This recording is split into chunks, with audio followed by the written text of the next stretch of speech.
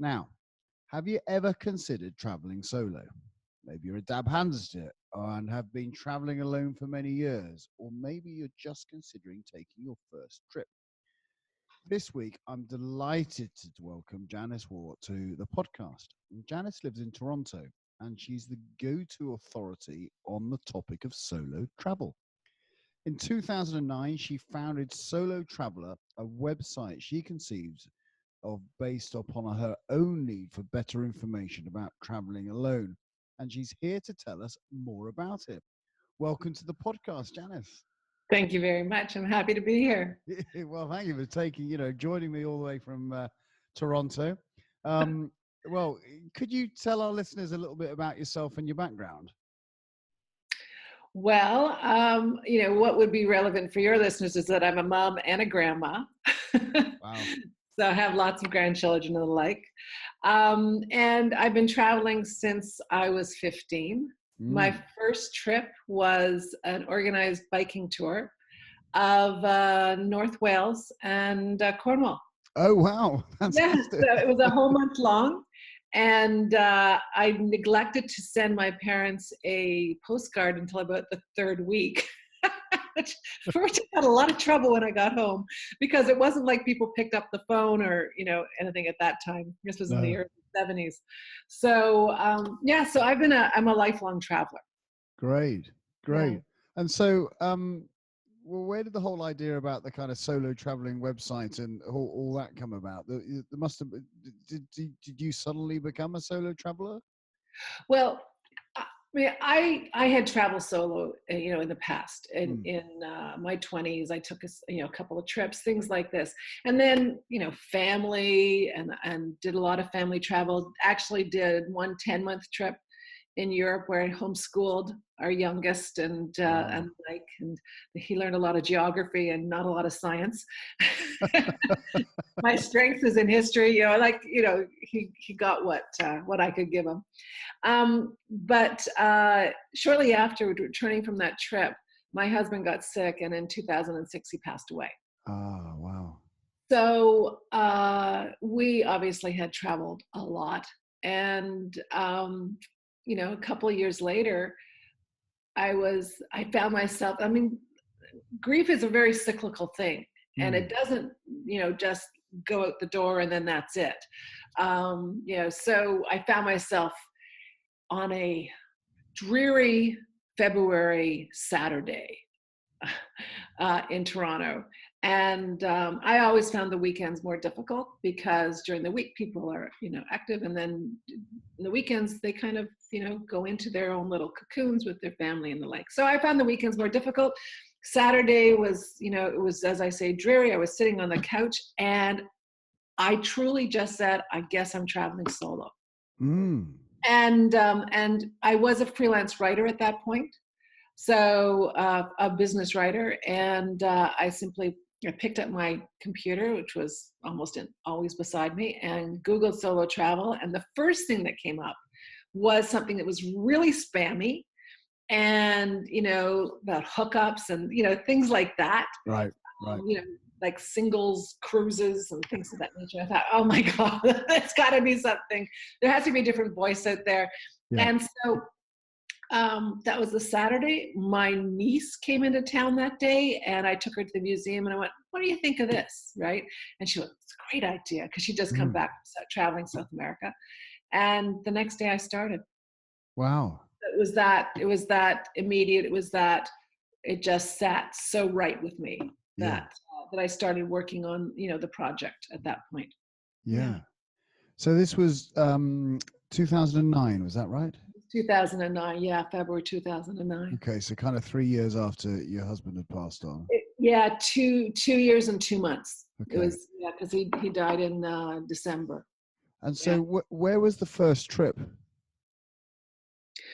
Well, the first trip after I started the site, I had done one trip before starting the site, and to Havana and Cuba, and that was very eye-opening. To travel at that age. I was 50, 51, somewhere in there. And it was a different kind of experience, and a little nerve-wracking, but I settled into it, right? It took some time to settle in. So a lot of, it was very good for me to have an uncomfortable experience traveling solo, because I've not lost that. I've not forgotten about that. And it helps me understand other people who are maybe a bit hesitant. Yeah. Beginning. But my first trip after starting the site was one that a trip I had tried to get one of my sons to take with me for years. And he just, like 20-year-olds don't want to travel with you, right? so it was a trip down the Blues Highway, excuse me, from Chicago to New Orleans. Ah. And rather than drive it, because I didn't really want to do that by myself, I took the train. Wow. And it was fantastic. Yeah. Excuse me for a second. Yeah, it was really wonderful. And, I kind of set it as my goal to visit as many blues bars as I could, which again, could be really uncomfortable at times. Yeah. But I learned how to do it, right? I learned what to do to feel safe. And I had some spectacular experiences as a result. Wow. Yeah, it was really good. Yeah, great. And I can imagine, we deal with the retired audience. That's the whole idea of the Retirement Cafe, is to kind of inspire and educate people to have a fantastic, fulfilling retirement. And obviously, there's the whole experience of traveling together as a family and then suddenly traveling solo, I think could be a bit daunting. Mm-hmm.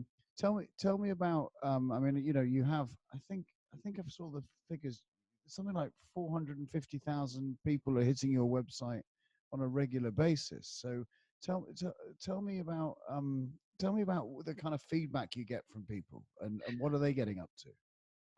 Well, it's interesting. It varies a lot. So we have an email list, and the list is just over about 54,000, somewhere in there now. Yeah. And we mail every Monday. So every Monday it's of the month. So four Mondays of the month, we send an email, and it's a different kind of email every Monday. Okay. And every Monday I get all these emails back, and so I'm, responding to them. And it's a variety of things. Sometimes it's like, I'm doing it, I've been reading you for 2 years and I'm off on my first trip, right? Yeah. And others, it's like, one woman from yesterday, I booked myself a 2-bedroom apartment in Puerto Vallarta, and I'm looking if someone wants to join me for a week or a day or whatever, that would be wonderful. So it's just the whole range of things. We don't facilitate the connection of travelers to travel together. Right. Not simply because we're hardcore solo travelers. You must be on your own. Yeah, no, because when I travel solo, I often pick up with other travelers and we'll do things together and things like that. No, that's one of the best parts of solo travel, I think, is that you get to meet more people because you're not so, insular. You're not so connected to each other. Yeah. But I'm not comfortable with people connecting over the internet and not having this face-to-face understanding of, being able to read them a little bit better as to who they are, and then making a decision on a face-to-face level as opposed to connecting people. So we don't go there, but we try to do everything else. And we do even, we have a post on how to find people to travel with, right? But it's not just, us putting them together. No. And so, so for people making that first kind of step out to solo traveling, what's what I mean, I appreciate they can just come to your website and find out, but now we've got you live in front of us. What are the things that you think that they're worried about, and what are the things that you can educate them on to make a successful solo traveling trip? Right. There are really two ways to travel solo. One is to go with a tour that and you're joining that tour alone, right? And there are companies that just have solo travelers.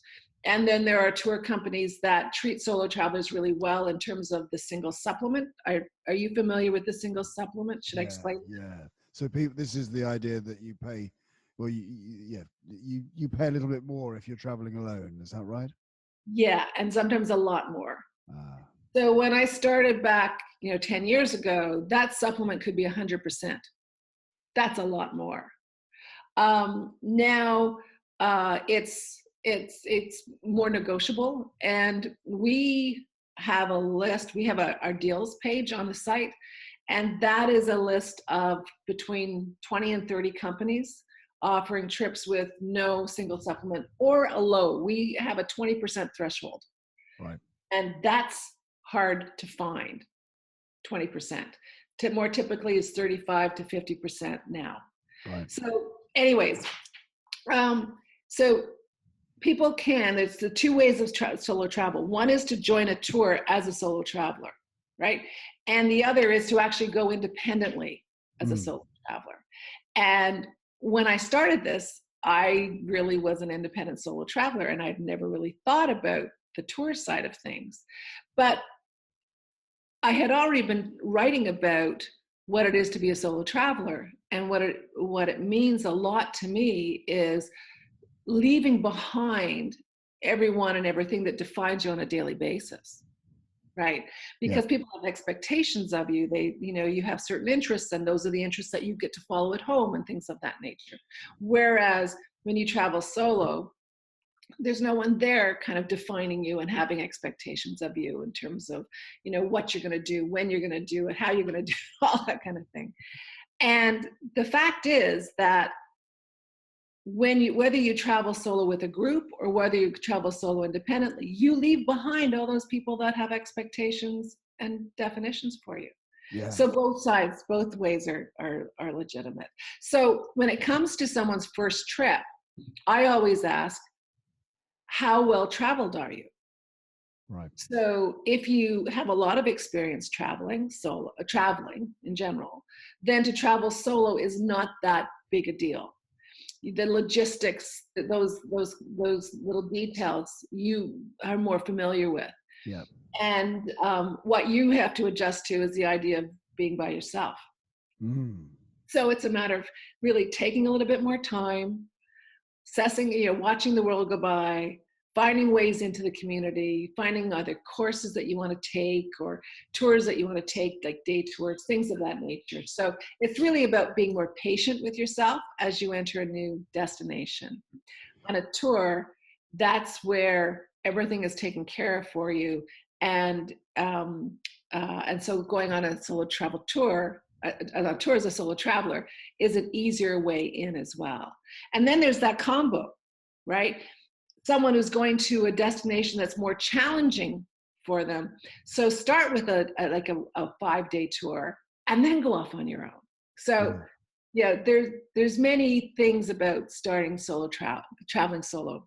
There's many issues to consider, many ways to enter the solo travel space. So what would give me an example of some of the most exciting trips maybe you've done or some of your subscribers have done? You've kind of gone, wow, that's just an amazing kind of experience. Yeah. That it's So one trip that changed my life was very early on, and I went to the Lake District. Ah. Yeah. And you'd think I'm a Canadian girl, right? All that big outdoors. I have been a city person my entire life. Oh, wow. Right? And hiking was not, or walking, as it's called in the UK, was not any part of my life at all. Right? And I just had this notion that, to walk the Lake District, it sounds so romantic, right? And so I was going to London for a conference, and I went, I'm going to go a week early, and I'm going to do that. That changed my life. Wow. Because I discovered that I just loved that experience of walking. And I've done, I've since, hiked many, many, many places. Even Hong Kong, big hiking community in Hong Kong, and but Patagonia. So that experience in the Lake District took me to Torres del Paine in Patagonia, which is those stunning mountains, right? Wow. So Yeah. So in terms of exciting trips, it's typically the outdoors ones for me. And in the Lake District, did you walk with other people, or did you get yourself an ordnance survey map and set off over the fells? I listened to my B&B owner and just set out in the direction that he sent me every day. But every night I went to, I think it's called the Unicorn Pub. I Right. was in Ambleside, and just a tiny little pub. Not one where, not a large one where all the tourists, like there were tourists in there, but I mean, the pub could hold maybe 20 people, Yeah. 25 people. Yeah. And, but I went there every night. And by the fourth night, I'll tell you, I walked in there and everyone was like, hey, right? It was the most wonderful experience. It really, truly was. Wow. So, and those are the things that I love about solo travel, is that it does, people walk into your space and they want you to have a good time in their home, like in their hometown, Yeah. whatever. They want you to enjoy it. Yeah. They want you to be safe. Yeah. Right, things like that. So solo travel, and opens up opportunities that other types of travel doesn't. So for anyone who hasn't done it before, how would you kind of encourage them to maybe get the confidence to embark on a first trip? Go small. Take a long week, what we call a long weekend. Same. Yeah. Take a long weekend and go someplace close by. You're in a culture that you're familiar with, right? But there are going to be things to explore, right? Sit at a cafe and watch the world go by. Do the tourist things. Do it all, and learn how to chat with people that might be nearby you, and find out how to enter into the more local aspect. Like when I went to Ambleside, I said to my B&B owner, I want to know the local pub. Don't send me to the popular pub, right? Send me to the local one. Yeah. And so that's the question that you need to ask to find that local experience. Absolutely. And then, and I suppose, I can imagine traveling in the 70s when you should have sent a postcard home, that obviously we've now got mobile telephones and emails and all types of things to keep connected with our families and our loved ones back at home. So that's significantly shifted things, of course, hasn't it? The ability to keep connected. Yeah, from a safety perspective, it's made a huge difference. The problem is that they're now so ubiquitous, and they're such a crutch for some people that it's hard to set them aside and just experience, right? Like, if it's not on Instagram, did you really experience it? If you didn't tweet it, was it real? Right? It's really important, I think, to try to settle in and actually enjoy the experience without documenting every moment. Yeah. Take time, maybe you journal, maybe you draw, maybe you take pictures throughout the day, but leave them then and work with them later. But I personally think it's really important to kind of set those things aside and just experience the place. And it's referred to as a digital detox. It's a challenge, right? Not to use your phone for Facebook or other social medias for calling people. Oh, you wouldn't believe where I am, right? Just so that you really can experience it, because it sometimes takes time for you to make certain connections, and those connections can be magical and stay with you the rest of your life. Yeah, sure. And I think what you mentioned earlier with that, the trip to Europe, and if history is your thing, then doing a trip around one of your interests, and of course you will then meet like-minded people, I would presume, who are interested in similar things to you. Absolutely. Yeah. It's and that's the thing, is that not only are you meeting like-minded people, but you're going on your own schedule. and you're not feeling like you're dragging anybody along, right? So if your museums are your thing, you know, they're not other people's. So it can be, it can feel, the compromising isn't there. Compromising is a healthy thing, but there are times when you travel solo that not having to make that compromise is wonderful. Now, of course, you meet all different types of cultures and people, and maybe there's a difference of the British solo traveler to the Canadian solo traveler to, you know, your American cousins, and you know, I don't know. I mean, do you think with all the people you meet, there are different kind of stereotypes of travelers? No, I don't think so. No. I think that there's variety across the board. You know, there are some of every culture that really want tours, that want that security, want someone else to take care of the planning and the organizing and the logistics on site and the, you know, translations, and, you know, there for every question. And then there are people of every culture that are just, you know, a little bit more adventurous and want to get out and explore, and you know, willing to take what happens. Let it happen. Yeah.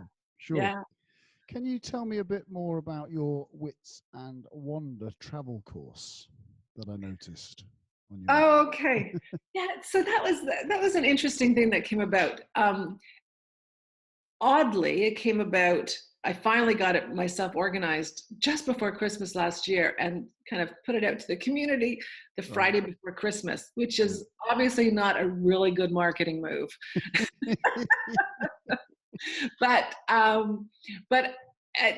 was lots of response right away, which was great. It's basically, it's a course that tries to outline all of the variables that are there for solo travel and all of the options. So for example, I talked about, you know, tours and when you might take a tour. Well, I actually extract that to, I think, maybe 7 to 10 circumstances under which a tour is a really good idea. Right. And then also the type of tours that you can have, because you can have an organized bus tour, all the way through to organized trip where you are actually independent, but they've made the plans for you. They pick you up at the airport, they take you to your hotel, they have a concierge there, right? So there's this whole range of products out there for people that want to travel solo that some people they're not aware of. So that's like one thing that I do in the course, but it's 7 weeks, 7 emails. And what I try to do is demystify various aspects of traveling solo, which is the wits side of it. It's about traveling with your wits, traveling safely, traveling efficiently from a cost perspective, right? Whether it's luxury or budget travel, not wasting money is, I think no one likes to waste money. No. Right? So it covers all of that side of things, of practical aspects of travel. But then the wonder side of it is to help people rediscover their sense of wonder in the world. Because I think that we can go into the world sometimes a little weighted down from our regular life and a little jaded by what we see, right? And to just open our eyes to the wonder of it. And this actually came about where I saw this video of, goodness, I'm going to forget the name of this violinist, this like stunning violinist. I don't want to say Jacob Bell, it's not right. Anyways, this stunning violinist it's a video of him in a subway station in Washington, D.C. Yeah. And he's playing. And everyone's just walking by him. And they don't recognize what they have in front of him, that people pay hundreds of dollars to see in concert, and he's right there. And one child comes up and stands and watches him. I'm familiar with the one. Yeah. The mother takes him and off they go, right? And it's just like, so the wonder of it is to stop and look and appreciate. One of the things I can remember being on a trip once, and I had met up with this person, and they really the whole history thing. It's part of me, right? And I said to them, I wonder why there's this gap. Like there's a house, there's a space, there's a gap, there's this, there's this house that like, why are all these gaps, right? And she went, well, I don't know. What does that mean, right? But it's reflective of what's gone on historically within the space. Yeah. So to stand and watch and look and see what's in front of me and choose to see it with wonder, right, can reveal so much in terms of the history, the culture of the place that you're visiting. So I've gone on a little bit too much, I think. Oh, no. But that's what the Wits and Wonder course is about. It's about traveling with your wits efficiently, cost efficiently, safely, smartly, but also doing it with a sense of wonder. Brilliant. Well, I think that's something which we should all take part in and find out, and and be curious about what's going on around and about us, and Exactly. and taking that time to breathe and consider. So I think that's wise advice. I think we should direct our listeners to your website. Now, where can people find out more about you and all the great work that you do? We are solotravelerworld.com. Right. And on Facebook, we are the Solo Travel Society. Ah. So there's a difference. Anyone smart marketing person would say brand it the same way. Again, don't always follow the rules, No. but 250,000 people have found us there. Wow. And it's a very vibrant community. They share information every day. Great. About traveling solo, and we share information as well, so that people, we have, I don't know, 1,400 posts on our site about traveling solo. So we pull up some things from the archives so that people know what's there actually. Yeah. And but it's also a sense of community, and that's why it's a Solo Travel Society. And actually, one of the things I am very proud of is the fact that for, I think, at least 8 of the 10 years that we've been, that I've been doing this, we have had a contribution to our website every week of those 8 years from our readers. Great. So it's either a photo, so we call it the pick of the week, or it's a destination story. And we have a form that people can complete, upload some photos, things of this nature, and write a piece about the destination they've been to, so that other readers can benefit from their travel experience. And it broadens out. I can't go everywhere in the world, right? So it broadens out the value that we can offer to solo travelers. So it's wonderful that they contribute so well. And if people are looking for inspiration, of course, that's going to be one of the first places they should go, I would have thought, to listen to other people's stories and to get inspiration of the experiences that they've had and they could have. Exactly. Yeah, it's pretty wonderful. Wonderful. Well, thank you so much, Janice, for chatting with me today. And we'll put all those links to the Facebook site and your website and your course and all the rest of it in the show notes. Once again, thank you very much for all your time. Thank you. It's been a great pleasure. So, as I say, if you want to find out more about Solo Traveler and the great work that Janice is doing, check out the show notes on our website at theretirementcafe.co.uk, where you'll find all the useful links. If you've enjoyed this episode, then please do leave a review on iTunes or your podcast player of choice to help more people like you discover us. It really does help. You can subscribe via iTunes, or as I say, your preferred podcast player so you never miss an episode. And if you'd like to find out who's coming up next on the podcast, then head to theretirementcafe.co.uk/upcoming. As always, please email me with any feedback at hello@theretirementcafe.co.uk. So until next time, this is Justin King, helping you feel more informed in your retirement.